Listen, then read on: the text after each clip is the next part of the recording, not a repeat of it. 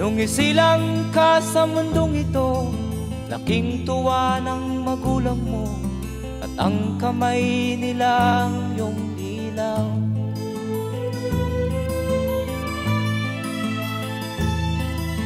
At ang nanay at tatay mo'y di malaman ang gagawin, minamasdan pati pagtulog.